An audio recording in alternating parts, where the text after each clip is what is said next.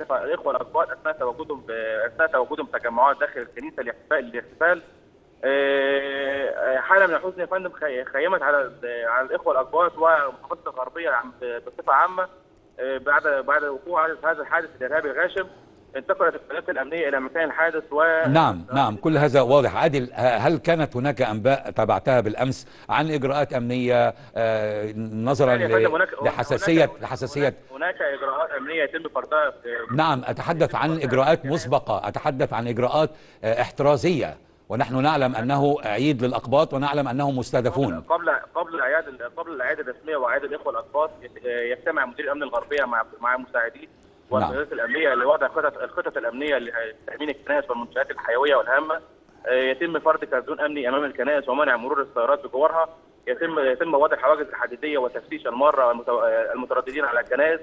ايضا يتم وضع بوابات الكترونيه داخل امام الكنائس لتفتيش المترددين وتفتيش حقائب السيدات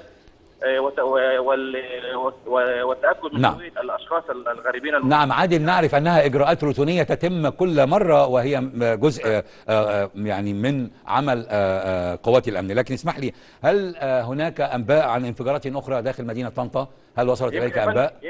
يمكن يا فندم الاسبوع الماضي تم العثور على جسم غريب في شارع مجاور لمدخل لباب الكنيسه. نعم. وشهدت المنطقه حاله من الذعر، واستقر خبراء المفرقعات وتم التعامل مع الجسم بواسطه المعدات الخاصه بهم، وتم نقل الجسم بعيدا عن الكنيسه. يمكن ايضا الاسبوع الماضي شهد مركز تدريب الشرطه بطنطا نعم وابوها ناسفه ايضا الى اصابه. ولكن كل هذه المؤشرات التي اشرت اليها عادل كانت لابد ان تؤخذ في الحسبان امنيا. عموما سننتظر وصولك الى مكان الحادث لتوفينا بانباء اخرى كشاهد عيان.